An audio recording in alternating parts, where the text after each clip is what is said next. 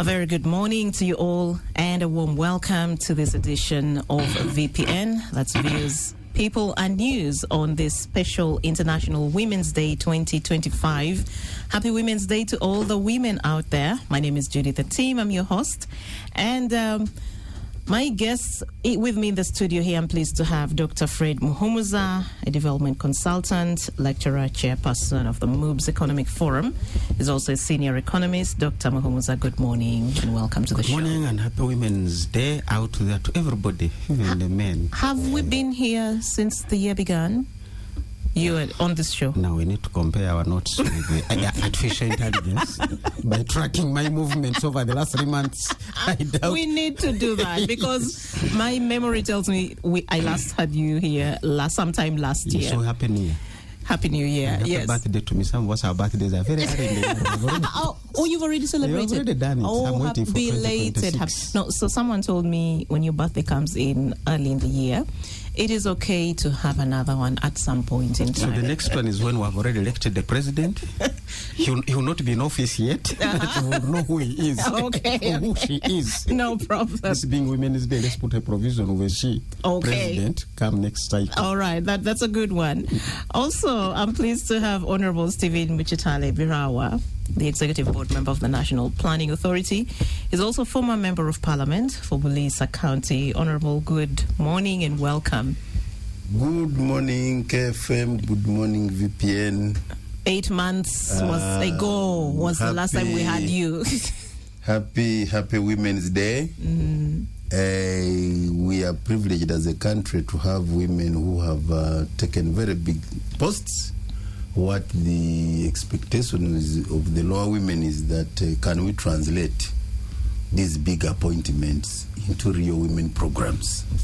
The water, the health issues of women, the education retention, so that we celebrate the women emancipation in real terms, not just in numbers, that we have big people, and we thank government to have, in our case, we have a vice president, we have a speaker, we have, prime minister, and it's important to also showcase that women have brains, women are performers, and that's what we are looking for. But coming here, after some time, I've skipped so many invitations of KFM VPN, and even sometimes because the engagement we have had at the NPA, it has not been very easy.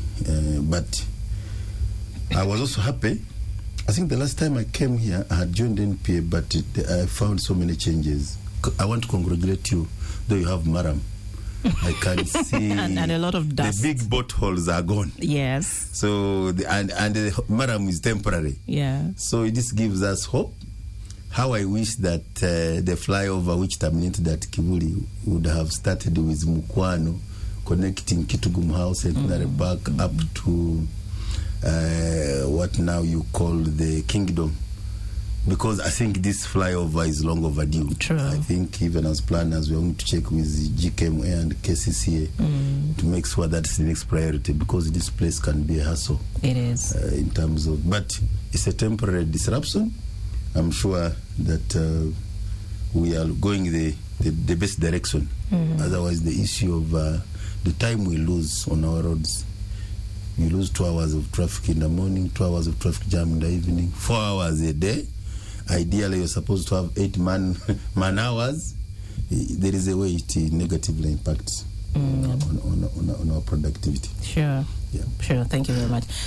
My other guest is just making her way here, and I'll introduce her as soon as she's here. So, just very quickly, like you all know, it's International Women's Day today, and this international public holiday is observed every year to honor the contributions of women across diverse fields, and the day also serves to raise awareness about issues of gender equality, promote empowerment, and advocate for issues such as equal pay, among others.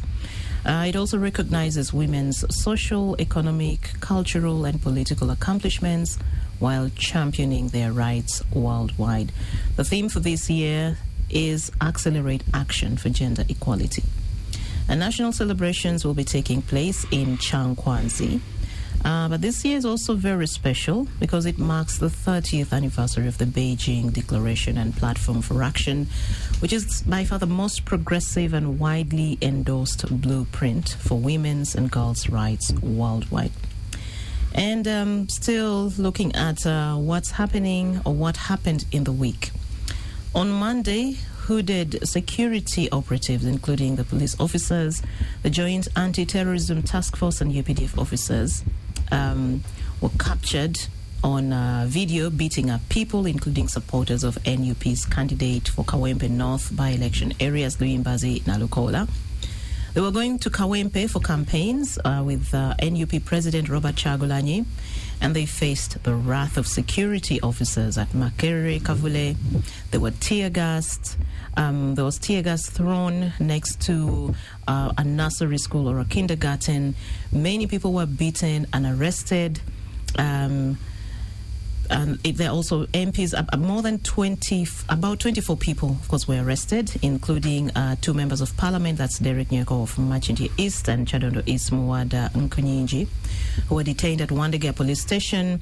During that mayhem, video journalists Stephen Chibika of NMG was dragged to a drone, beaten up badly, and ordered to delete footage he had captured while the operatives were unleashing terror.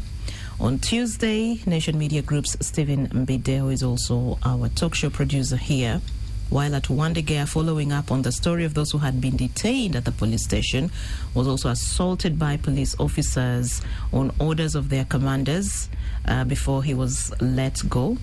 Later in the afternoon, NUP detainees were driven from Wandegea police to a court in Kanyanya.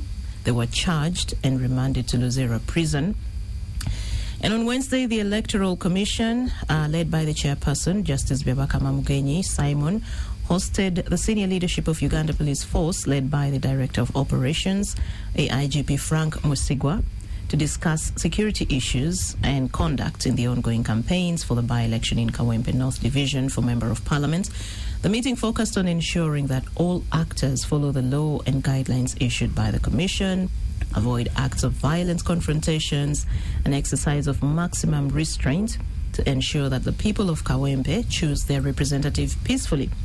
And in the same line, on Thursday, Electoral Commission hosted another engagement with leaders from the National Unity Platform Party, led by the Secretary General Lewis Rubongoya, to discuss issues surrounding preparations for the Kawempe North Division by-election, including complaints by NUP regarding incidents of mistreatment of their candidate and supporters, among others.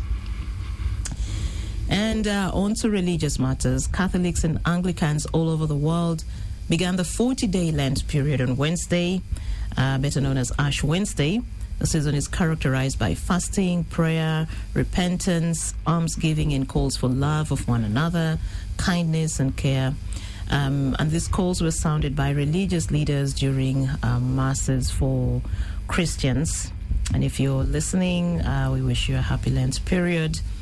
And within the region, Kenya's President William Ruto has signed a memorandum of understanding with former Prime Minister Raila Odinga, bringing the Orange Democratic Movement Party into a working partnership with the Kenya Kwanza administration. Is that a handshake or bridge initiative? You will let me know. You will let me know. Of course, the deal outlines several commitments between the two leaders, including the full implementation of the National Dialogue Committee report, tackling youth unemployment, and enforcing the 2/3 gender rule. Raila and Ruto pledged to promote leadership and integrity. So, gentlemen, your quick picks and thoughts on any of the issues that made it in the news this week. Starting with the who do I? Honorable. Honorable, that you should start. Of course, when you talk about national dialogue in our neighborhood, I'm very happy. Yes. I wish I could be invited there to provide some voluntary services. Mm-hmm. Kenya is a very interesting country. They have been able to navigate through difficult times since 2007, when they had a very big conflict between again after the election, and they went for a constitutional review commission, which, by the way, has given them a lot of gains. It's because of that, it was after that impasse that they brought in issues like the new constitution brought about the technical ministers, it brought about devolution, it brought about a lot of people are not appointed by His Excellency. They apply, compete, whether it is at the independent electoral commission, whether it is the IGP, and that's very interesting. And even their vetting system, it is done in public. When you are appointed, the public has to put comments, and even when you're going through the committee, it is in with full public view. So Kenya, again, last time when they had a crisis, you saw they have been having these handshakes. Now, of course, what I'm not comfortable with is, like every election, you are not sure which political parties are there, because it's full of alliances. But what do we learn from that? That Kenya is bigger than any politician. At the end of the day, they cannot risk going to war. It's a country of workers. They need ugali and sukuma wiki. If you kill tourism, if you kill their transport sector is in circles, building is in mortgages. So there are people who have some money to pay. You are paid every month, but you also have some commitments to pay every month. So they are more commercialized, and it has also helped them. And in that, we have seen a very working county system. So I can say, in terms of devolution, their system works. So we want to congratulate the two leader contestants of yesterday's election to have agreed. You saw what the Gen Zs did to them. By the way, the Gen Zs did not claim to belong to any side. They said they have a generation cause, and they were putting pressure to the leaders to respond to them. And so both the Gen Zs, I think, was one of the factor which was pushing for this. Those who had rejected the Building Bridges initiative, now we are seeing it happening in a different way.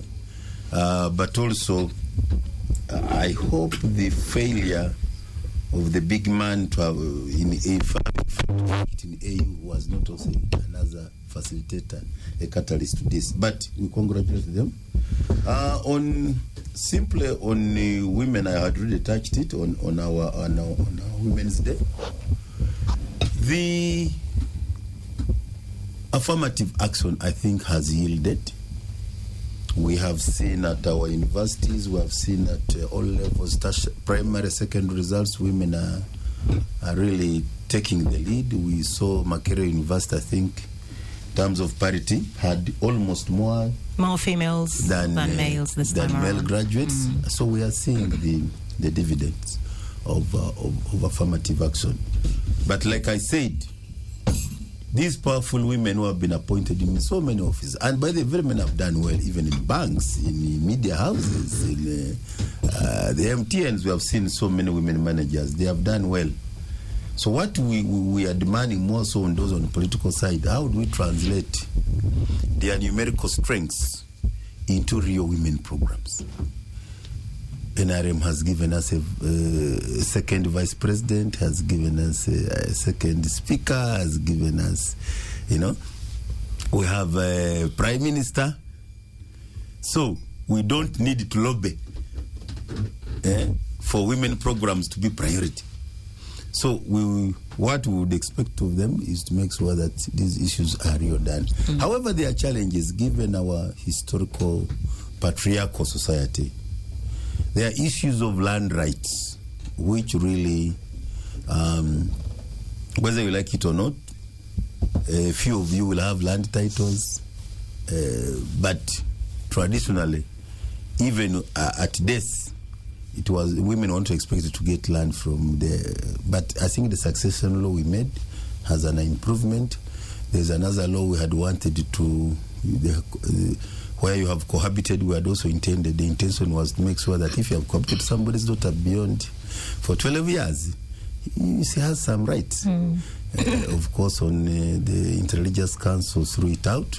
I hope this time around they can, because it's important that this equality issue is important, because women are very hardworking. Women are, in terms of saving, they do better than men.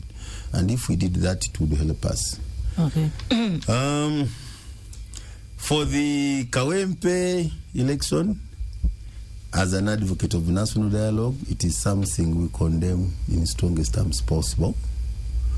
Let us avoid radicalizing elections. Let us not make people give up, have a despair and get resigned on using elections to come to office. Let the people's choice prevail, and that can only prevail if you allow elections to work. Now, the problem of people resigning and giving up on elections, if you get apathy and indifference, you are causing a problem for a country. We have said that we have a bad history. We must encourage people to use elections as the way to bring the best as leaders. So the extremism is not good. Whether it is on my side of NRM, we condemn it. Whether it is on the side of opposition, nobody should be a fundamentalist, an extremist, because what is causing all this? That whereas we would expect the mainstream security to be called upon by Electoral Commission to manage elections, you are seeing some hardliners taking over. But it could also be on the side of those who are contesting. They also want to use provocative extremes. I don't want to imagine that too much. There is no way you can stand here and start defending that behavior. It doesn't help the country, because remember, we are a country which in the region is competing for investments. We are trying to convince our citizens in diaspora to bring back the money. We are trying to, we have a lot of priorities to do. So it's like the Uganda have a saying, you clean a kanzo, then you put it in the mud.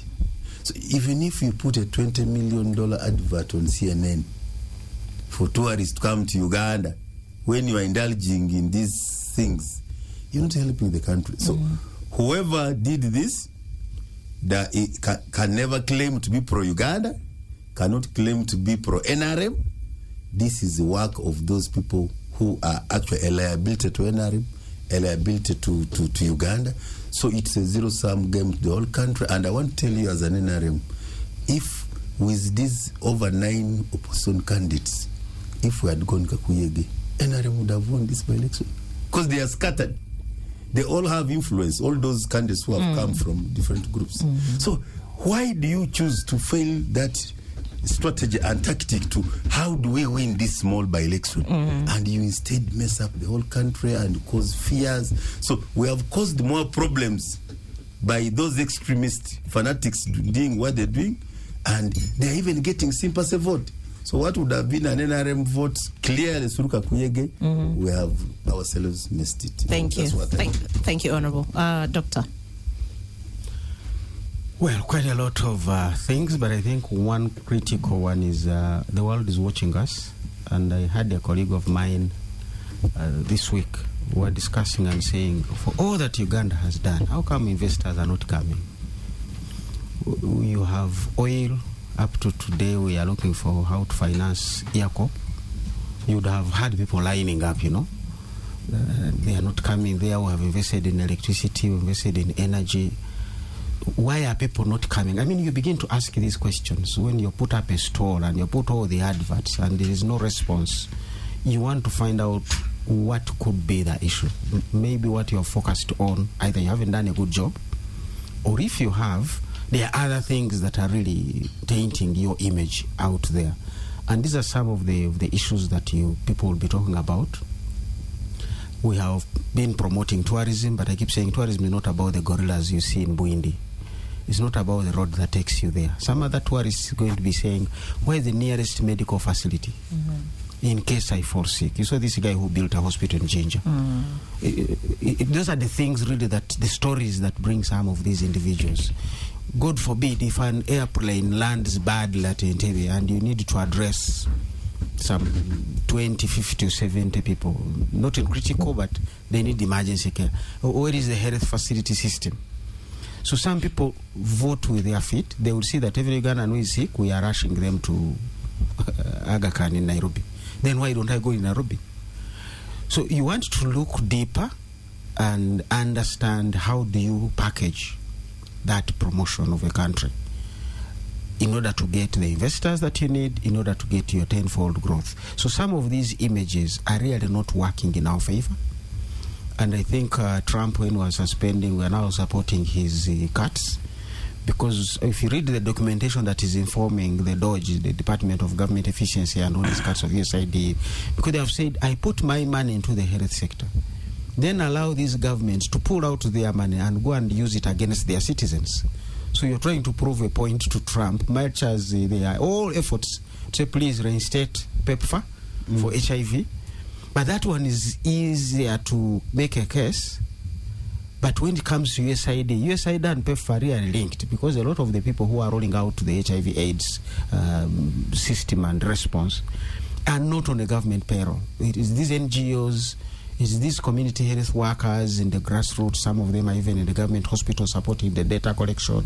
So you want a whole package to say, how do we convince the Americans, even if they are going to cut, not to cut massively? But now you're giving Trump a point that when you put your money in health, I pull out mine and concentrate on using other mechanisms to really smash people's faces and legs and limbs and all sorts of things.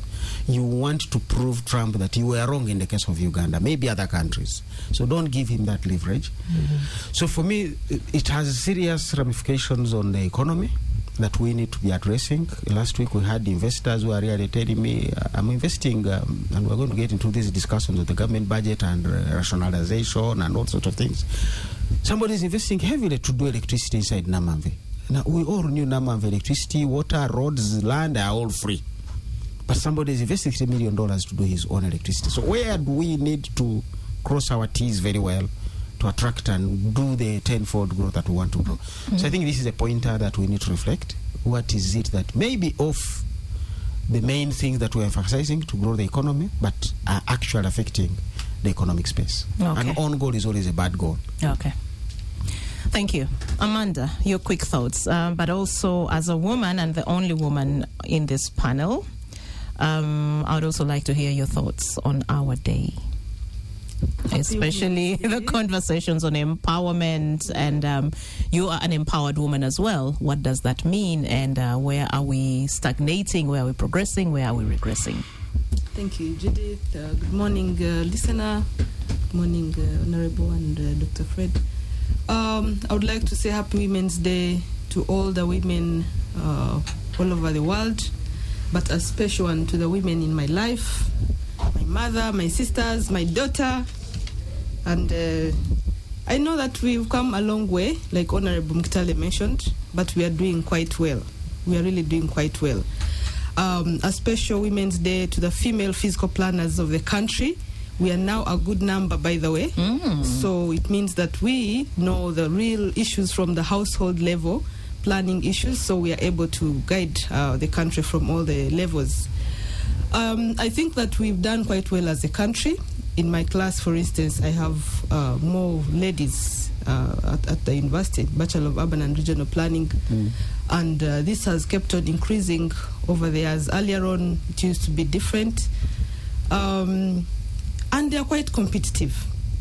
So this attitude of I'm a woman, I cannot do it. I just passed another driving test down here when I was parking because the construction works have affected everything. So I was given exactly like 3 meters to reverse park. And every man was looking at me saying, maybe we help you. Maybe you come out to help you. But I did it. You so challenged I told them, them. give me another permit right now. Interesting. Yeah, so I think that women have passed that stage. To get a defensive driving. But I think in the rural areas, we still have some work to do.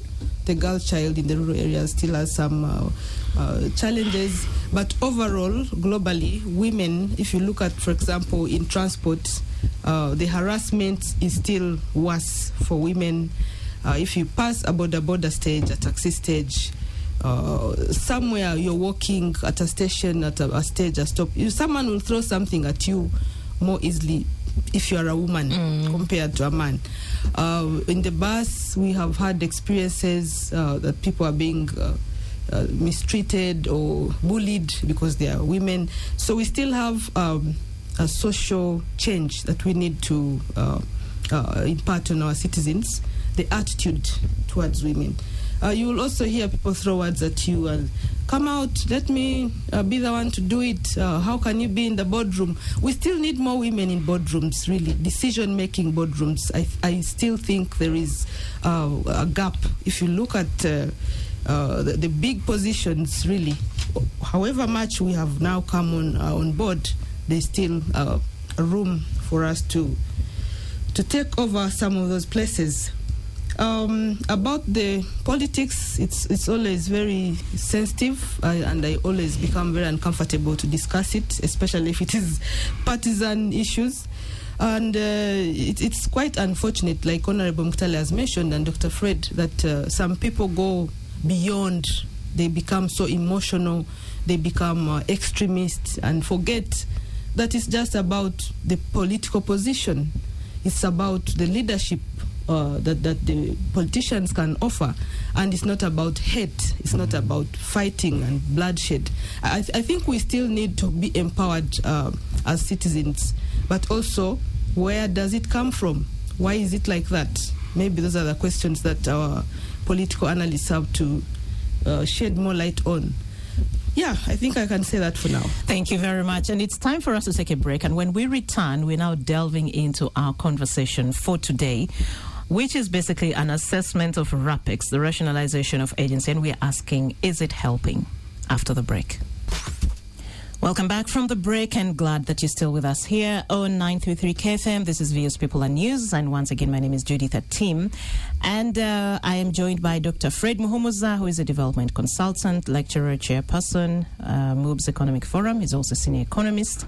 Honorable Stephen Muchitale Birawa, executive board member of the National Planning Authority, and last but not least, Ms. Amanda Ngabirano, an urban planning specialist. She was also the chairperson of the National Physical Planning Board until RAPEX happened. So Amanda, I want to know what your title is right now. Where exactly are you? As a chairperson? Yes. What has happened to the board and so on before we actually delve into this conversation? You introduced me quite correctly. She was the chairperson. Because when RAPEX happened, the board functions, National Fiscal Planning Board functions, were transferred to NPA. So that, in essence, dissolves the board. It doesn't exist anymore. So my role right now is a lecturer. I'm a lecturer of urban and regional planning at Makerere University. I'm an advisor working very closely with the NPA and also other relevant entities that are doing some work to do with fiscal planning, like Ministry of Local Government. The board doesn't exist, and there's a gap since, I think, July 2023. We couldn't proceed with any of our work as per the mandate we had in the Fiscal Planning Law of 2020. This work was supposed to go to NPA in essence, but as a process of transition and execution of that RAPEX decision of merging the board with NPA, NPA seems to be also stuck right now because there is a kind of a standstill. Ministry of Lands seems to want to have the fiscal planning function back. Yet the law has already been amended. Now there's a new law of 2024 which mandates now NPA to take over the work we are doing. Some of the work we are doing included considering or approving fiscal development plans, listening to appeals from the public, from developers, supervising fiscal planning committees in the local governments, which take decisions regarding plans. And all those are now hanging. They are in the air. So the standstill came as a surprise to me as the chairperson of the board, because it was a cabinet decision. It went to Parliament. The Ministry of Lands had an opportunity to reject that proposal at the time it was being discussed of fiscal planning board functions going to NPA, but that didn't happen. I presumed that since it's a cabinet decision, NPA is going to pick up this mandate, and it's under Ministry of Finance. So maybe more money, better money, because our budget as the board kept dwindling every year. The first one was 2020-2021 financial year. It was about 6 billion allocated to us, but we received about 4. A subvention. Yes, subvention under. Yeah, we didn't have a vote. It was coming through Ministry of Lands, under the Ministry of Lands vote. So 2022-23, it reduced. 2021-22, it reduced further. By 2023-24, imagine we had been allocated 800 million shillings for a year for fiscal planning in the whole country. So the board was being suffocated gradually, whereas we know that the public sector has been having challenges financially, cutting across, but you could see a deliberate dwindling of the finances, which actually crippled our work. However, the board, if you can carry out a survey, brought out fiscal planning on the surface of discussion in this country, because we focused so much on publicity, sensitization about fiscal planning issues. We cleared the backlog. When we came to office in 2020, there was a backlog of fiscal development plans, which we cleared. Many cities, many local governments were able to submit their plans, which we were able to consider.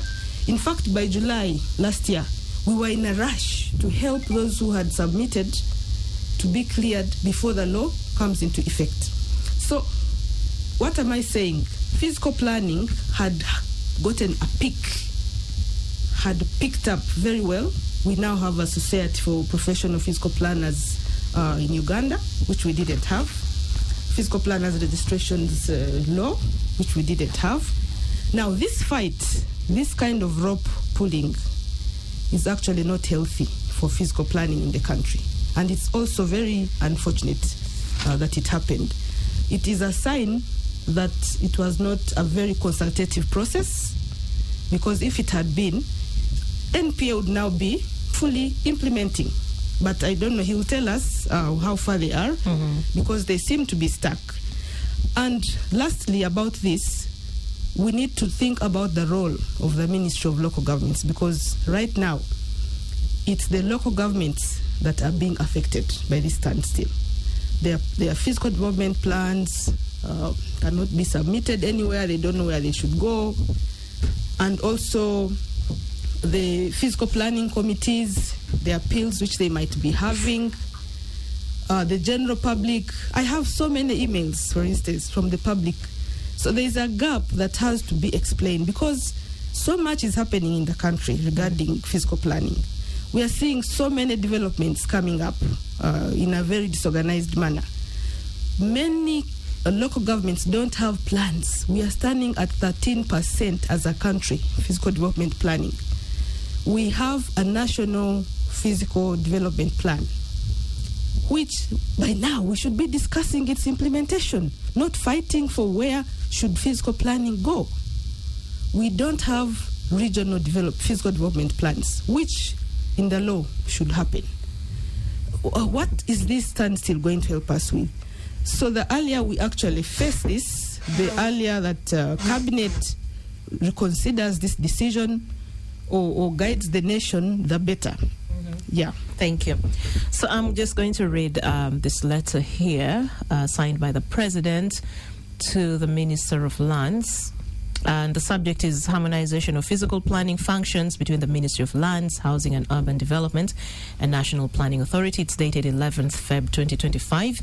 It says, I have received your letter of the 20th of December 2024 regarding the transfer of the Agency of Physical Planning to National Planning Authority. National Planning Authority is not an executing agency. Physical planning is an executing task. To physically plan the infrastructure, the houses, etc., this must be done by the ministry. The National Planning Authority in its planning is not only looking at physical planning, it is looking at the whole development effort of the country, economic, social, infrastructure, etc. It needs resource persons and many desks of the different specialization areas, but not the agency of physical planning. Was I involved in that discussion? If I was, then I may have to review this matter. So he was, in essence, responding to a letter written to him earlier by the minister on the same matter.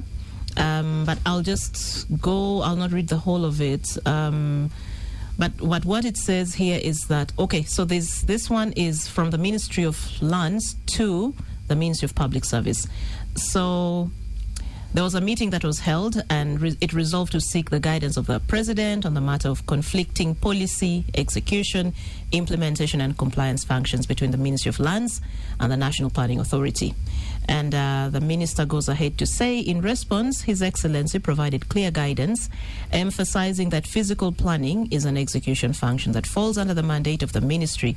He further clarified that the NPA is not an executing agency, but rather a strategic body requiring resource personnel and dedicated desks to oversee the broader development agenda, rather than serving as an agency for physical planning. You may recall that when the National Planning Board was restructured, all its functions, including policy, execution, compliance, monitoring, and evaluation, were transferred to the NPA. This restructuring created a conflict of mandates between Ministry of Lands and NPA, to the extent of leading to worst outcomes of commencing the dissolution of the Physical Planning Department and the forced retirement of its staff, rendering the department defunct. Therefore, to implement His Excellency the President's guidance on harmonizing the physical planning function, the recruitment, execution, compliance, and implementation functions related to physical planning by NPA should be suspended to allow for a review of the institutional and legal frameworks to address critical issues such as duplication of ministerial mandates and oversight roles, overlapping structures, and escalating costs. The purpose of this letter is to share the presidential guidance in which you are copied, that's the public service, and to request that as the head of the RAPEX Cabinet Subcommittee, you convene a meeting, preferably by 7th March, that was yesterday, to initiate the review of the proposed amendments to Section 6 of the Physical Planning Act, Cap 142, as outlined in the attached proposals, as well as other sections that may need to be reviewed. That is signed by Judith Nabakova, the Minister of Lands, Housing and Urban Development. Honorable Muchitali, as NPA, you've been part of these conversations, right? Judith, you know, for me, I'm more interested in discussing the bigger picture. Absolutely. But what I can guide, what I can offer for now, as that the President's advice of harmonization is taking place, and my sister minister's follow-up letter, what is not mentioned in all those letters, that fiscal planning is a decentralized function. I have not had any reference to local government. The land is in local governments.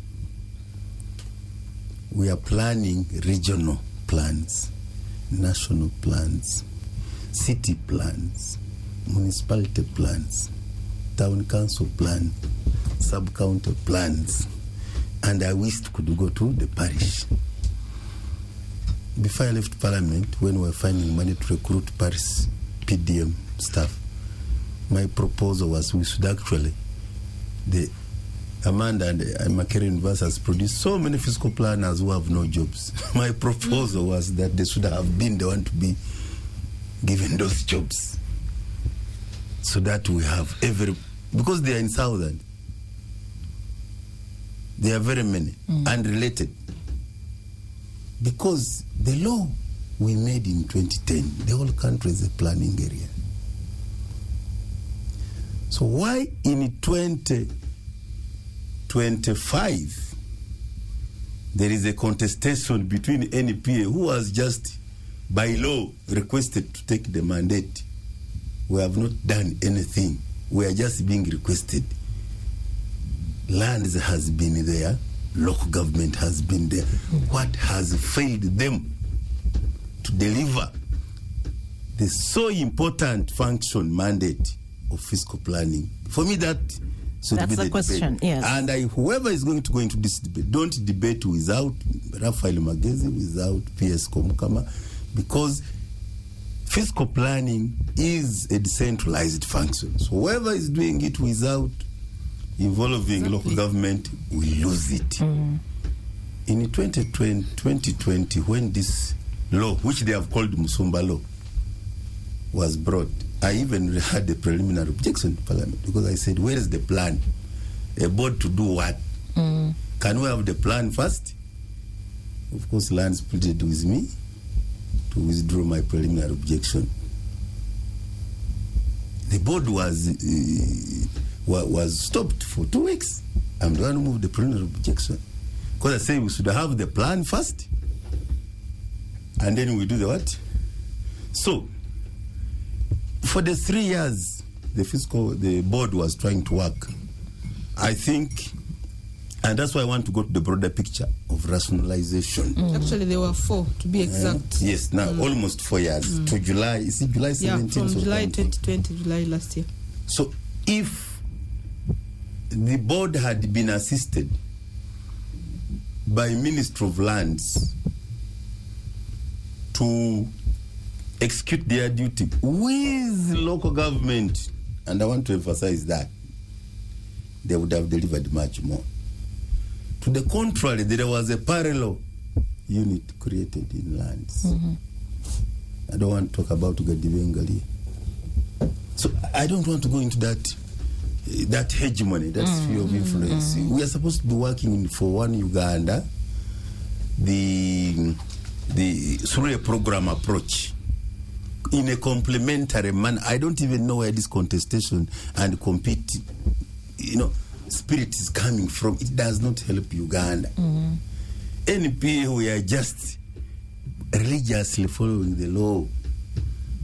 And it is important from a planning angle, not only, as the president has put it, we do comprehensive integrated planning is our mandate. And we are proud to do that. I can even compare with another law, of the NEMA law.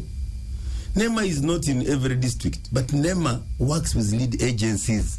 NEMA will work with all MDAs, with all ministries, departments, and agencies. It doesn't have to be physically in every town council, but the law guides. So in terms of planning, NPA will do the same. So for me, I'm just submitting at my small level that we have lost something. This debate of Mwana wa local government. In Parliament, I was one of the person, fighting so much for local government being funded, and I still know land sector. And I'm not talking about fiscal planning alone. Land sector comprehensively is underfunded. Systematic demarcation of land use planning, areas related with the urbanization, which will lead to fiscal planning itself, which will lead to settlement, how you organize settlement. Because at the end of the day, this is what will inform whether we have organized cities or not. Exactly. Even if you wanted to bring investors today in GKMA, in KCCA, if you don't have the roads, you will not succeed. And roads is a linear fiscal planning.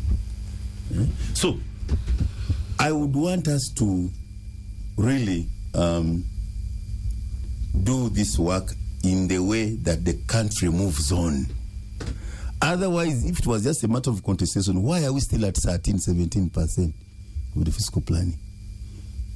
The president agreed to 9 cities. Why do we only have 3 plans for 9 cities after 4 years? The problem cannot be NPA. Somebody is not telling us the truth. I have been a fundraiser for land sector, UCMID. UCMID money was supposed to go to local government. We had done CAIP, it was in finance. We had done CAIP. I am the one who praised that project in Parliament. I moved that loan. Works came and UNRWA said, we should be the 1-2 roads. Why is the land doing roads? You remember that battle? We agreed it's done by. So there is people are fighting for budgets, and I think that's the way to go. We cannot help the country. I am a founder member of the NRM, advisory committee on budget for the president. This rationalization we are talking about is our debate 10 years ago when we founded this president's advisory committee on budget. People want budget maximization for their own ministries. So the program approach, which NRM is, which NPA is leading, should now help everybody to be complementary. But people are stuck. Program approach for outcomes, for results. Don't say me, I am lands, me, I am water, me, I am. You see, that's where the problem is. Now, let me start from rationalization. We have a strategic direction that Uganda is supposed to have a 10 growth strategy, and that we intend to move 10-fold in the remaining 15 years of Vision 2040. So in the next 3 NDPs, starting with the one we have just made, the NDP 4, we should be able to recover what we lost. We had challenges in COVID, we had challenges in the performance of the NDP 3, which, in the midterm review was not very good for us. So we are saying, how do we recover? And how do we double growth within this NDP? We know we are trying from $55 billion to $550. It's quite a task, but it's doable but you're not doing business as usual. So rationalization would be one of the ways of making sure there is no duplication, there is no parallel institutions. We are complementary. We are making sure that we deliver. We are using resources optimally. There is the, return on investment. There is budget efficiency. All that we are looking, and rationalization is just one of them. And by the way, the rationalization to date, because that was one of the first questions we were given, is not even 10% of what rationalization, mergers and restructuring. It should be much deeper than what you are seeing. I think because we are going for elections, I want to thank Minister of Public Service, the President and Head of Public Service. This rationalization is so much with a human face.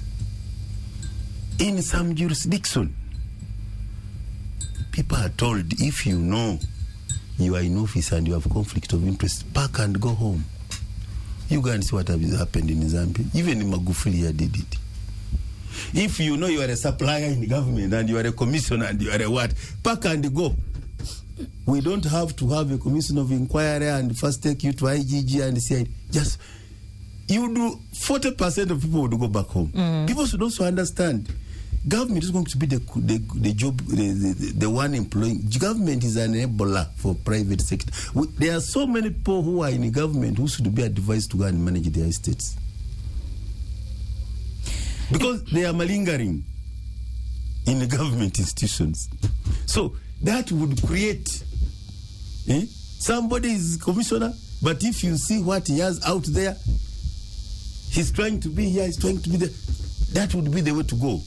But also there are other issues to look at. Procurement. Centralized high-value procurement, we used to talk about with Dr. Mumza long ago. Common user items, bulk purchase negotiations. Government is losing over 50% of their money in procurement. So to be able to do a 10-fold, there are areas we are going to deal with. Regional governments. The too many districts have failed. I'm now not speaking for NPA. I'm now speaking my own knowledge. We would do better.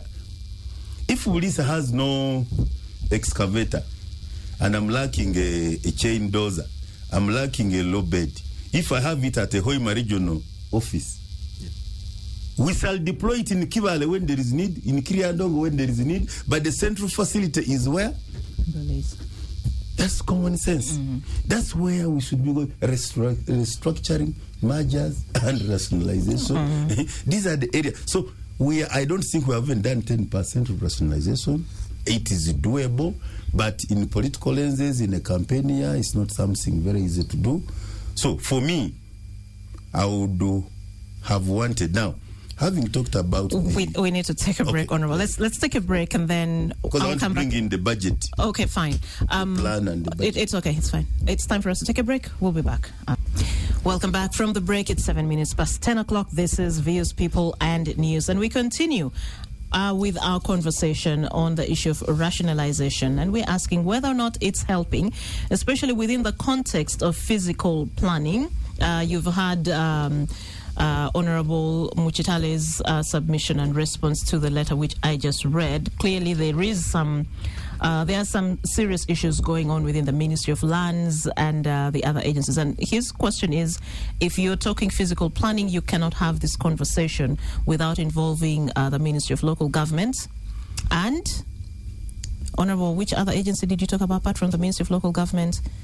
You say they all need to be involved in this conversation, but let's now move on to you. Even whatever lands wants to do with NPA must be with local government, because we are talking of districts, cities, municipalities, town councils, sub-counties if you want, and I wish we go to the PDM goes to the fiscal planning also. Thank you, Dr. Fred. Well, I think it's really... Until we get back to that level, why did we do decentralization 1990 to 91 there? What is it that we're looking for?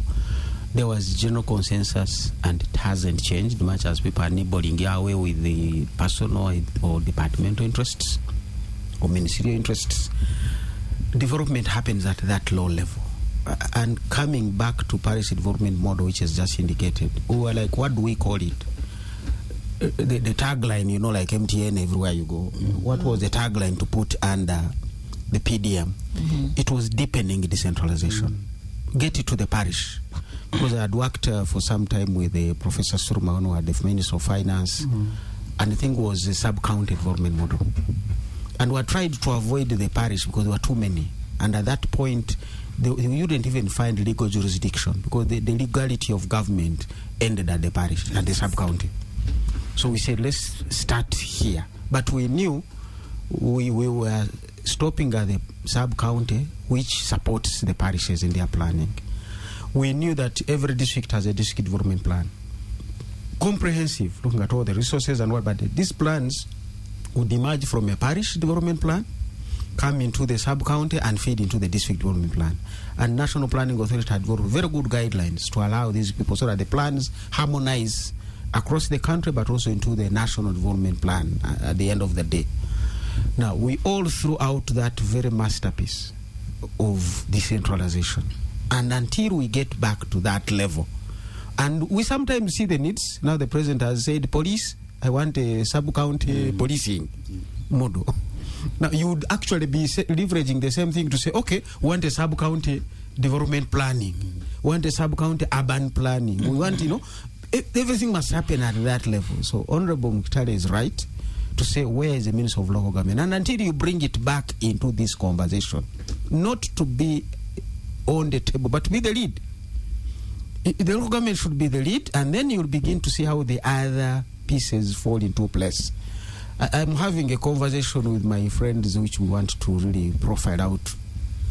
We are saying Uganda will be 70 million in how many years, but we are asking, where will these 70 million be living? What kind of services would they be requiring in terms of banking, in terms of police, in terms of judicial services, in terms of food, processing, roads, movement, schools? All these kinds of things are within the local government domain, and they should be forming your physical planning. So you're not going to be planning now when you know in another 10 years populations will have shifted and moved around. So you need to have the Bureau of Statistics coming in to tell you this is the population project-wise. But then you also come in and say, okay, churches, schools, where do you see people moving over the last 10 years to inform your next space? But we don't have that. Now, in this country, everybody, including ministers and whatever, go operational.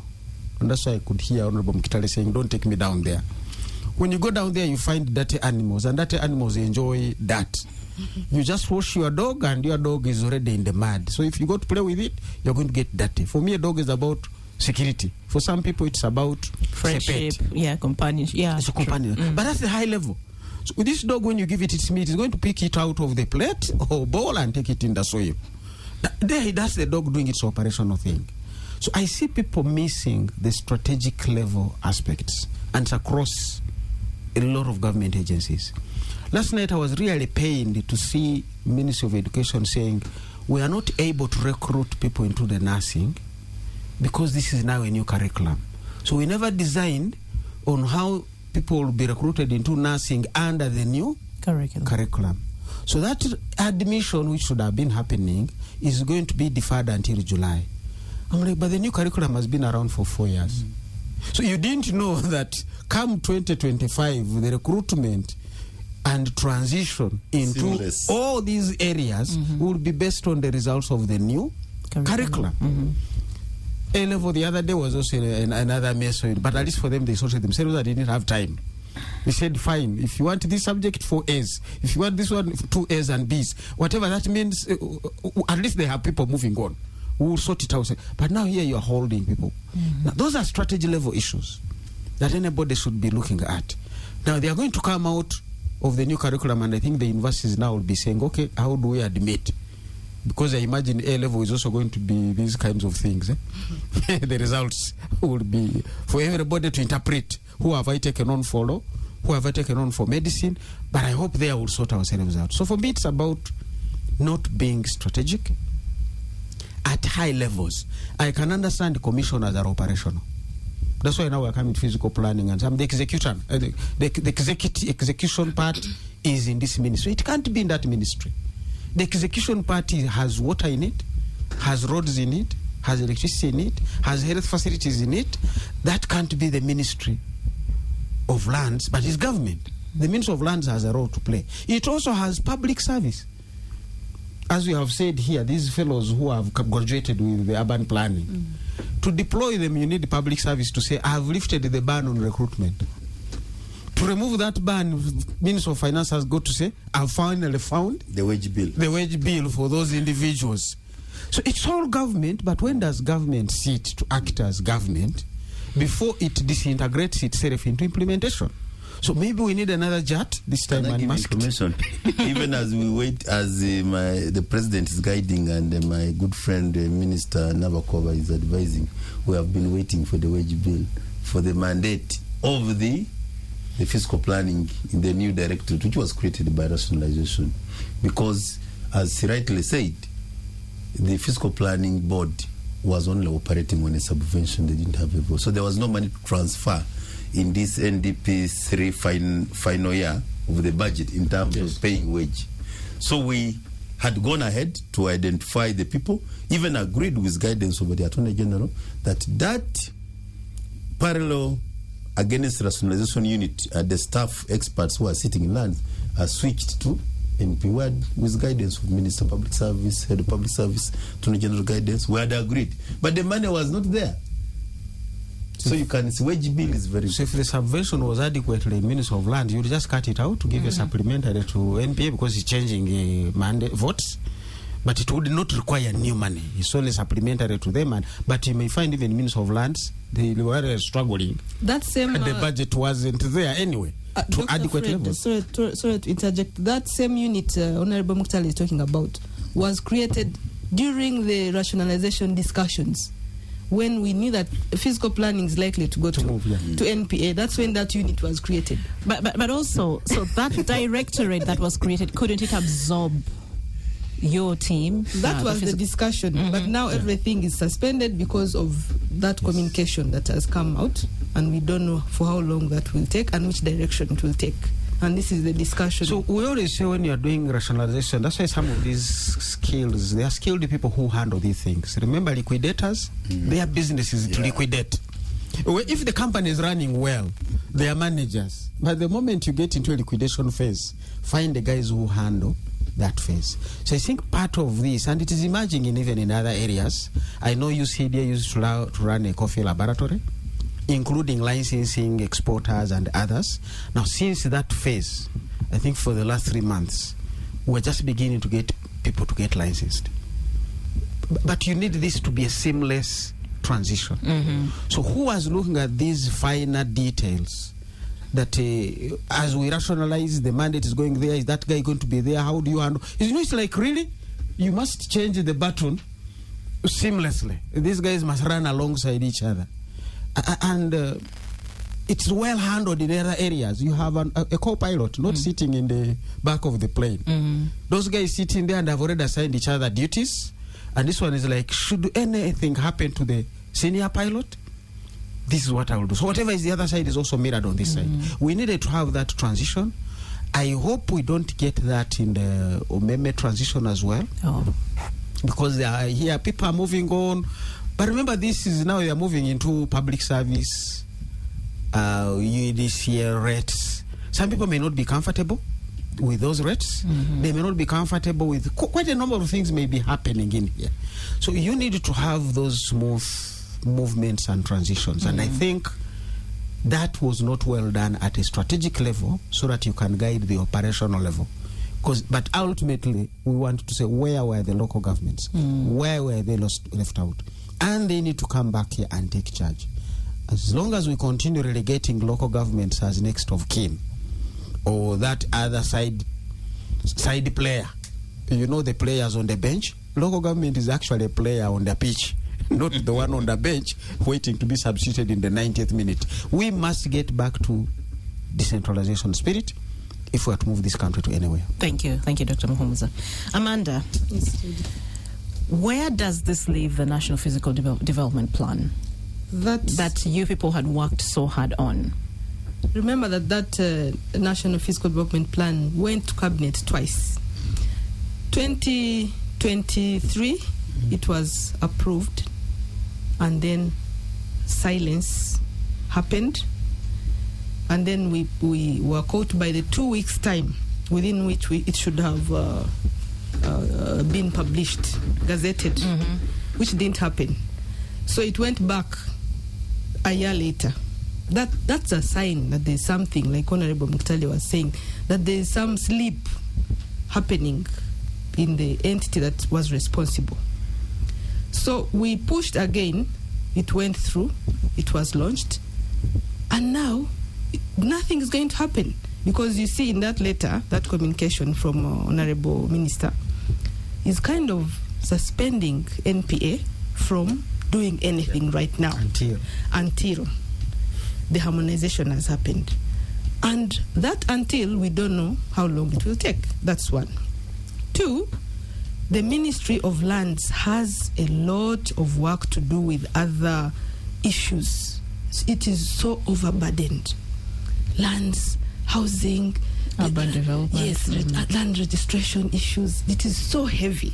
That is why within the 4 years of our board, we were able to do so much for fiscal planning because we were focused. Yeah. We were focused on fiscal planning. We were not diverted by any other issues. And for me, in the long term, for NPDP or any other fiscal planning related issue, there has to be a discussion of complete autonomous entity, an autonomous entity, not even semi, responsible for fiscal planning. So now with the NPDP, for me, since the law is still in place, I don't know how legal that communication is from the minister, but since the law is in place, I think NPA can even be sued right now for not doing your work, which was transferred to you as per the amendment of 2024. So NPDP is going to be affected right now unless NPA starts executing their mandate as a result of RAPEX. And NDP4 is going to be hanging without NPDP. There is no national development that can be hanging without fiscal planning. No, you need a basis because it's about land use planning, It's about strategic areas of development like tourism, agriculture, infrastructure, which all should be planned for. And why do we allow this vacuum to happen? I think there's a problem. Actually, it's very urgent. And for me, from the president's communication, what I found interesting is that last part of that letter. Was I involved in this discussion? If yes, I think I ought to review. Yeah. What does that tell you? Where was the Ministry of Local Government, for example, in this discussion? To surprise you, even us, the National Physical Planning Board, we were not invited to any of those meetings. Honorable Muktale, did you see us there? Yeah, I was just coming in at that time. Yeah. No. But did you see them? No, we were kind of, we were cut off. People they didn't know who was in staff, who was a visitor. They were cut off. He's being a good politician as usual. So that statement from His Excellency is a sign, which Dr. Fred Mumza has hinted on, that there was lack of strategic vision to this.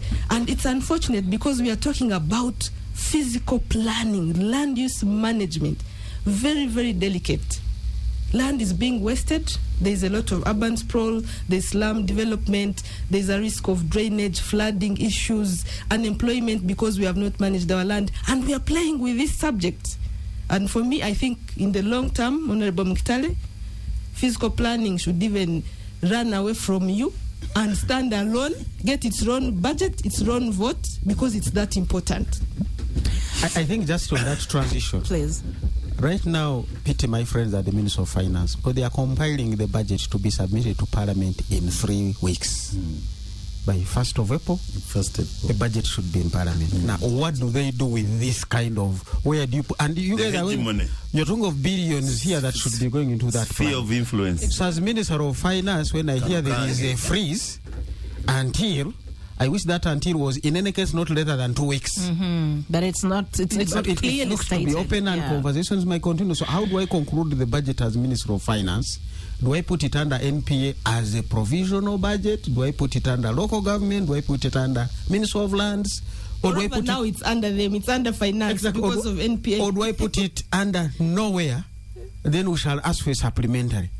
I mean, you are really distorting the strategic level issues, but also, as we said, this needed to be informing the ministry, because this is physical planning. So you already want to be saying, according to the physical plans, NDP4 is coming into play. This is how land will be utilized, as is mentioned, to inform the implementation of NDP4. All that is now at halt, and yet the NDP4 is rolling, or supposed to be rolling. So where do I plan what? I mean, and the private sector is watching. That's where you wanted to come in earlier, the budget issue. Let me first give you information arising from their submission before I go back to the bigger picture.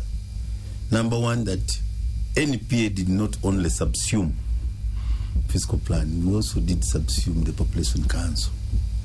And guided by the rationalization team, we have since taken over the human resource, which was at population. Smoothly. And they have settled without any contestation. So we have religiously been implementing the law from the time it was assented to, because NPA did not apply, did not seek for this, did not solicit. It is the principal, the chief executive, government policy, cabinet recommendation, and the rationalization unit, which gave us a unit and the structure to recruit. Now, how it is in the media coming out as if NPA is trying to get, more sphere of influence is unfortunate. For us, we are in charge of comprehensive integrity and would want to work with government, with both local government. We must work with both local government and lands for this service to be executed. But now that the letters have come, whatever will come out from that level, NPA will religiously follow. The most important thing we should be answering is that from the time we may have been late in 2010 to declare the whole country planning area, what is our scorecard? Whoever has been in charge of this mandate, we are at 17%. What went wrong? I think that now, why does the debate shift the new mother as per the head of state? We think NPA should take the lead. Who has been malnourishing this kid with Kwashoka and is the same mother now saying, I am still capable of looking after this kid. So I don't want to go there, but the kid should be adopted. Rationalization has moved on. You are aware that electrification was a big but it is not there. They are under Ministry of Energy and the government will continue. UCDA, a very big debate. UCDA is in agriculture and Frank Tumwebaze will handle. UNRA, that was Trump used the what? You're gambling with one. But why that didn't happen? Fiscal planning. That was a world war. It is a long what? Settling in with General Katumba Wamala, whom at one time they threw out in Parliament when he was actually my senior Muruli Mukasa was thrown out with an omnibus bill for rationalization. What I think should be the spirit of rationalization, but rationalization is good. Number one, rationalization should be across board government. As the National Planning Authority, while in consultation with Parliament, Parliament is willing to rationalize themselves. More than 5 MPs stood up to say we should reduce the size of Parliament. So we should talk of rationalization across the board, not just these few institutions. Selected institutions. Because that's where there is the efficiency. That's where there is the gain. That's why we should reduce the duplication. Now, rationalization should be some kind of quality management system audit. That who should be doing what? What is your core mandate? Who is a process owner? If we do that across government, it will even help us as a government, NDP, for going forward with our program approach. Because you don't have to duplicate. You don't have to have parallel institutions doing the same work. So if we do that, we shall have helped the government to when we have decentralization. They are very important area. In 2009 and 8, we had challenges in the Albertine area when we discovered oil. So the president said, what do? We have found oil, people are he revoked all titles. Actually, the president put a moratorium on land in the Albertine region, including Ulisa, because individual speculators had gone ahead of government to encumber land. What did he declare? An Albertine special planning area. Ask the Ministry of Lands, how far have they gone? We created, they have gazetted town councils, but they are not practically working. There are no fiscal planners there. They are not staffed. They have no wage bill. So in Bunyoro, we have over 24 town councils. Devienda Miraz and Kaganzi did a very good job. But if the other arm of government does not fund these entities, it is useless. So yes, we have an Albertine special planning area, but in practice it is not there. So this oil and gas we envisaged in 2009 will have corridors required. This part, target these pipelines, the industrial park, they wanted the area for that land. And that comes to one of the reasons why the National Fiscal Development Plan should inform the future corridors, the roads. So why in Uganda are we still having a problem with acquiring land for roads, for yet using the new Road Act, I think to 2020 by Katumba Wamala, you're supposed to have a corridor of 50 meters, meaning water, electricity, ICT will fit in this where you live. But government is still losing money. Go to Kira, go to Kasangati. See how much money has lost. People built very high-rise buildings 10 years ago in what was anyway known to be a road coming up. Is it intentional? Could it be one of the reasons why people are fighting for this? Because they get to know where corridors will be and they go ahead and invest there. And so that government pays a lot of money. We are paying in some areas more money to compensate, to acquire a way live, to acquire a corridor, more than the actual construction of a road. Mm-hmm.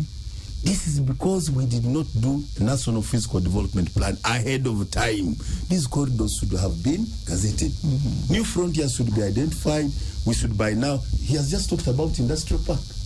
Industrial parks should start from lands, but with other ministries like trade coming in. But why do we have industrial parks without roads, without water, without electricity? And you are saying an investor should be the one to now come and acquire a road, and investors will be and develop a road from a swamp and put electricity. So that's what we are trying to manage. Okay. For me, I'm more interested in the bigger picture. All right. Thank you very much. So it's time for us to take a break, and then we'll be back and continue with this discussion. Welcome back from the break. It's 10:36 a.m. and we continue with our conversation on physical planning and actually rationalization within the context of physical planning, and we're asking whether or not it is helping. Earlier I read to you some of those letters that came through from the president, communication between the president, the Ministry of Lands and Public Service. Clearly there is something going on within the Ministry of Lands that is actually slowing whatever progress or little gains had been made within the physical planning sector. But like I was telling you during the break, from all your submissions, I just read two things. We're stagnating or even regressing in terms of physical planning. And for a very long time, Ugandans had actually decried the fact that we didn't have a clearly mapped out plan to guide our development, to guide our settlements, our homes, our schools, hospitals, and so on. And planning is necessary, of course, to have order. But not only that, it also has an implication in terms of improving people's livelihoods and well-being, mental health, and so on. But when you have these kinds of gridlocks that we're witnessing right now, you can. What I read is we've moved a few steps ahead, but now how many steps are we moving backwards with the communication that you're seeing coming in from the minister? If I could give you the microphone, Amanda. I remember we attended a meeting somewhere end of last year where the Attorney General guided about this issue. This issue went to Parliament. It was debated. Actually, I would like to thank some few MPs, like Honorable Nsereko stood firm defending that physical planning should remain in the Ministry of Lands. Honorable Oguzuli, the chair of the Physical Infrastructure Committee, Honorable Chimosho, they were so firm about it.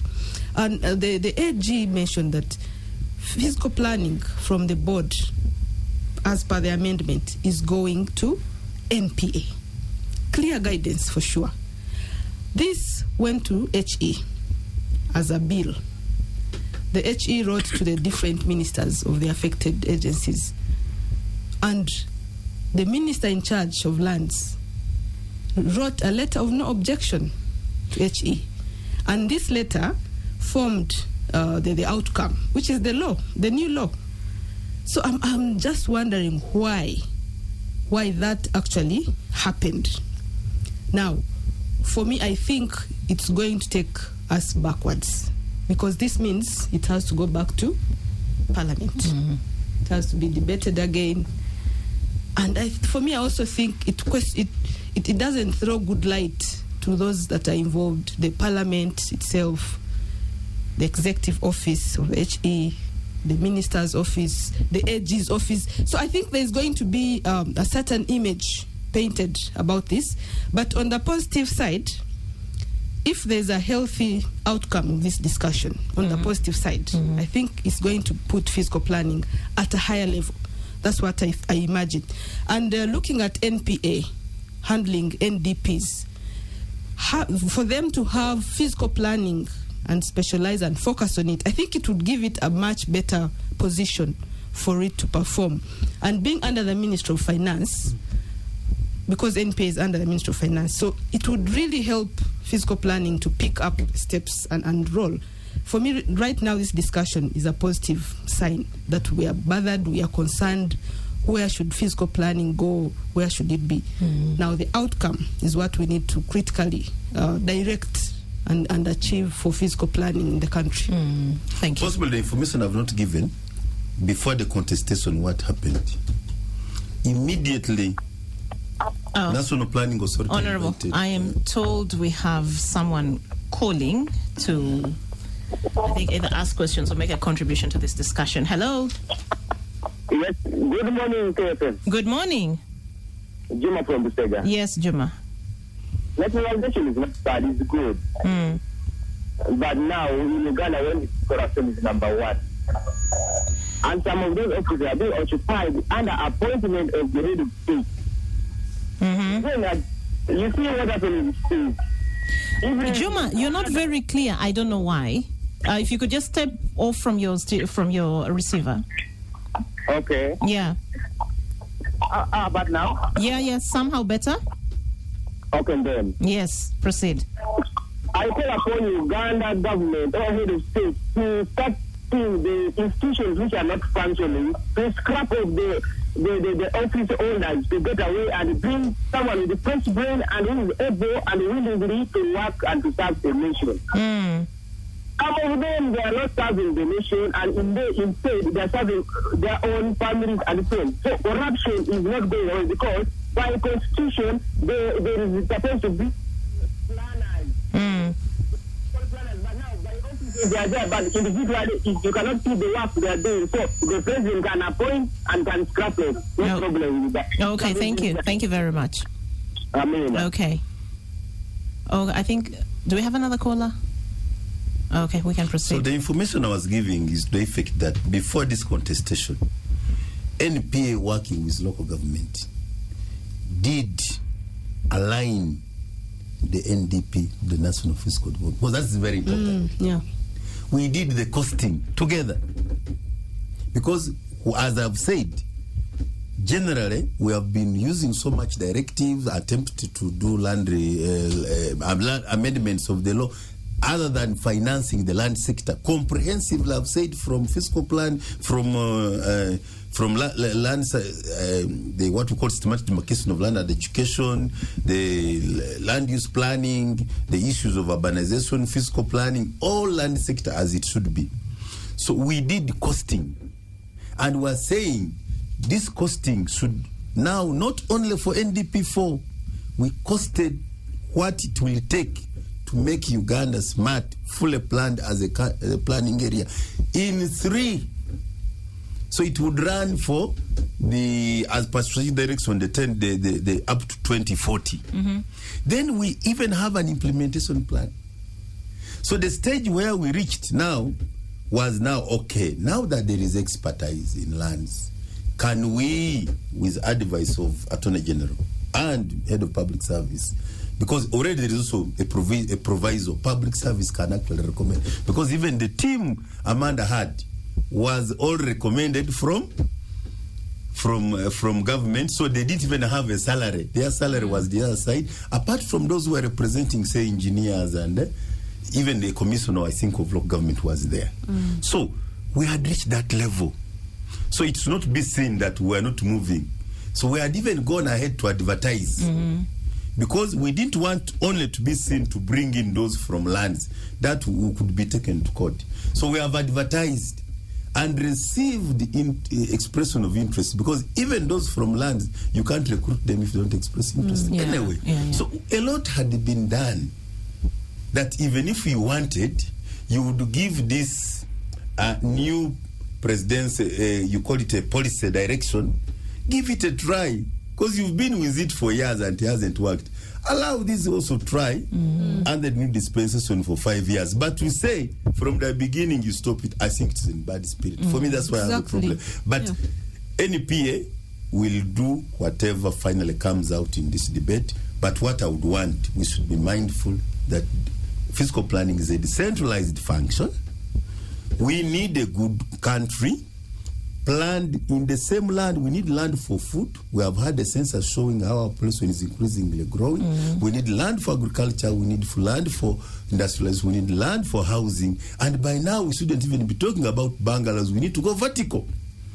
because it informs the cost of living. Here we are saying the mode of transport, the housing pattern informs. In the city here, somebody is coming from Kasokoso to go and working in there at 10,000, goes back 20,000, and that's 600,000 a month is enough money for low cost housing. That's true. So these things should come from a planning angle. So don't just pick your land sector and get excited with it. Another one picks his local government. No. We must work as a government and make sure that to start at Rwanda has done it in the last 25 years. Where have we been? Rwanda came from here, if you want. The leaders came from here. They were born here, copied all our good policies. They are now having a clean city. So if we are going to fight slums, if the new cities I worked so hard to get, the Aruas, the Hoima, are going to be clean, we must put national fiscal development mandate as a priority and fund it. I mean, it declared Mbale the cleanest city. I remember I was a young man tuning on the radio for my father. I think it was 75 when I was still in primary. Mbale was clean. When you see Entebbe organized, when you see Ginger, the old Ginger organized, even the old Kampala, which is organized with Wokari, don't you like it? So why do we want to have this city, junk of Kampala, and you say Kampala is, I don't know how many hills now, Greater Kampala, including Wakiso slums and Bombo slums and Mukono slums, I don't know where. So people should be industrial parks. I went 23 years ago on Bombo Road expecting to be residential. I'm now sandwiched between factories. You know? Are you planning to relocate elsewhere? People, we have contestations here. A friend of mine in Bukoto, somebody has put 9 floors. So when he cannot come out in his house with a towel, because the other ones are looking at, it's because of lack of land use planning. We should have even zones. Justice Home. If you want bungalows, you go to Zero Way. You go to Bamnanika, Semako Kirozo Home, and have your bungalows there. The rich should go and live along the lake. We don't even have lakeside roads, riverside roads. These things are there in the National Fiscal Development Plan. But there is no budget to operationalize it. And that's what we are saying. We aligned, we costed, we have an implementation plan. But we can't move. We can't move. And for how long are you going to be in limbo? For us to have a Uganda, we admire good places when you move abroad. We admire the waterfronts. I want to go, no? Why not in Uganda? Somebody goes to Luzira here. I took some friends to eat fish in Luzira. I was embarrassed. And I'm telling UNRWA, as you finish that new road to, please give us some waterfront of at least 3 acres. But you find somebody is walking in mud. The women are cooking good fish, but the place is ugly. Somebody can't even have his own boat there. So if they want a boat ride, they are stepping in water. Oh, no. We can do better, really. Thank you. Let me move to you, Dr. Muhumuza. Well, I think it has all been said, and as I've said before, is what we'll put on paper, and all we are saying, we want to attract foreign capital, you want to attract foreign investors, but this is what they see. You can say so much about yourself, but people really who are coming to pitch camp in your country take an extra effort to look at these things because they matter to them at a private level. Intelligence. You are going to tell me I'll put a standard gauge rail. I'm not going to be on that rail. Fine, my goods may be on it, but me, I'm going to be living in this system where Honorable Mukitale is telling you the house I am in, I can't access because somebody has put a church. I have to move. Somebody has put a nursery school, so every morning children are there shouting, and then another one has put a market. And I mean, you have a problem. A friend of mine has a house, and then somebody has a goat rearing compound. Now, and goat smell. Yeah. Now, this fellow can't get a tenant because the tenant is shifting. Yeah. And the next one who is coming in is like, what is that is smelling? Do I use air freshener in the house 24/7? I mean, can we have neighborhood policy? The other day, for the first time, Acacia Road has become club. Where I find drunkards at 6:30 in the morning, yes. Acacia driving to work. Yeah. Where I stay for the first time, they have graded the road. But I remember when they came to grade, the graders would rightly make the trench at the side of the road. Now, they made the trench and never put culverts for people to access their homes. And some people, for that particular day, people's vehicles were either on the road or they went into private parking in the neighborhoods. The next day they solved the problem. Each one came with stones and rocks and sticks, blocked those drainage channels to get access back into their homes. So who is planning for what? And as I've said earlier, if I really want to set up an office, I'm mindful about my human resource. Where would their children go? To school? If they are sick, where do they go? But even you are throwing Ministry of Health into a dilemma. If I wanted to do another Kirudu, another Kawempe, where should I put it? It was not easy to get land because I was a chairperson when we were trying to get that money. But now look at the access. You get the land. We almost went to Kamamboga instead of Kawempe. But now you see, you find Kirudu where it is. How do I access it? It's in the middle of literally nowhere. Access channels are very, very critical. This is the time we would be saying who should go even if Ndera Center was to be sold, and I hope things were so. This is a place where you want to put a government facility like that because you're right on the northern bypass. You can connect to Entebbe, you can connect to Gayaza side. So where are people going to stay? Every time I move to this part of Namugongo, Nigeria, Kira, there are hundreds of thousands of Ugandans staying there. Where is a public health facility for them? Where is a school that would accommodate them? Right from nursery, kindergarten, baby, all these things need to come into and that should inform housing. Yeah. Should inform the transport, rapid transport. Plus recreation center. Until I have no bus station, even if you wanted to bring. But we even have a bus route for buses to go. So I mean, who is fooling who? And it's then the plan. The plan is very good. The plan is very good. All we need is to implement. We are working with Kira. You want to bring electric vehicles. Remember, they need charging points. Now, where do we put charging points? We know petrol station, just imagine where. Because you branch by, in 2 minutes, you have your fuel, you drive out and go. But a charging point need vehicles to be kept there. You may even need an eating place. While my vehicle is charging, I am eating, we are doing other things. The way Mandela and Cafe Javas do it, a petrol station also has other facilities around it. Now, who is doing all this to say, if you want to do this, you need a minimum of 1 acre or half an acre? That planning, as long as it's missing, the foreigner is watching to say Uganda is going to be so problematic for me that all my expected profit will be wiped out sorting out these things. Where should police be? Neighborhood of monitor, you are still crossing roads for train to pass. Because I've seen trains should be underground. I've seen people volunteer their pieces of land to accommodate police, because it should also be planning. How would police this area? Barracks. All those kinds of things. The other day, government says no bonds for some of these petty thieves, but then police needs sufficient room to accommodate them before they go to prison. I mean, there is a lot that goes into physical planning, and now here we are still even debating where should it be. Leave alone, we know what it is. Now, knowing what it is should have immediately helped us to know who is involved. Should it be a board? Should it be an interministerial? Should it be what? Then you come back to set up that institution. But now we are setting the institution independent of what physical planning is. As we've rightly said, local government should take the center stage, host it. I don't even see why you moved it into national planning. Is it because there was a word planning? Yeah. that was the word. You can see the best that when you see planning comprehensive, integrated planning, including spatial, local government, socio-economic. So literally, it should have gone to the Ministry of Local Government. And now that it is an open space, let's get to that conversation and say, Minister of Local Government, can you receive this so that all the future and current planning, local government is the host, is speaking as local government as the host, and then it sees who else do I need, and that will inform public service on the recruitment circular that you send both to the Ministry of Local Government and to the cities, municipalities, and all sorts of things. And even the land offices and MZOs we got money for in prison, they are in local governments. But also, as he said, the way local governments are interlinked, you don't have each one to have a staff. They will have done these roads in Kampala, Kira, I don't know who, they are interlinked. So you'll still say your 7 local governments have one planning unit for all of yourselves. Okay.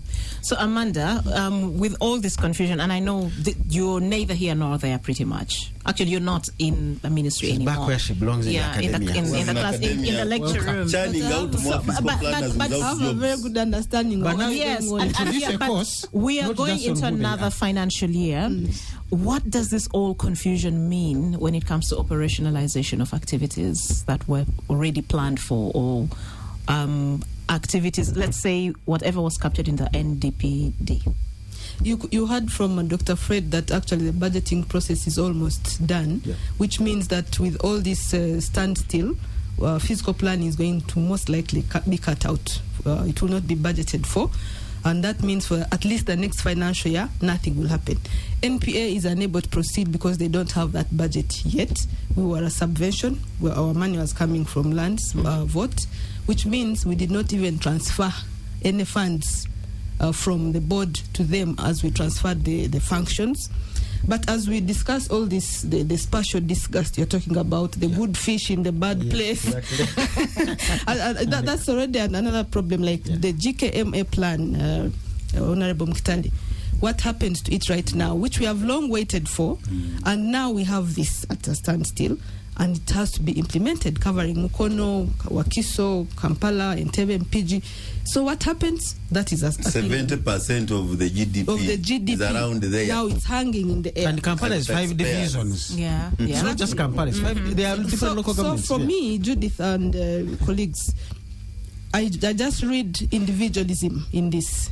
The public interest aspect has disappeared. And this is very unfortunate. And Juma mentioned something like that, the caller, something to do with corruption and individual selfishness. And for me, when the president's letter mentions executing function, not by NPA but by Lands Ministry, he's right. But the executing agency in that story is the Ministry of Local Government. So the functions of fiscal planning can go to NPA. They will not execute. They will be executed by the Ministry of Local Government. Stephen is telling me we just have a minute to go, actually. And the AG, the Attorney General, should come in quickly and guide the nation about this fiscal planning standstill that we are in. But in the meantime, to enable NPA to proceed, probably there has to be a communication for them to go ahead and they implement the RAPEX as we try to see the amendments. Which amendments do we need? But they should proceed and work. Thank you. And I hope that serves as a conclusion as well. Dr. Muhomuza, just your concluding remarks, and then in just a minute.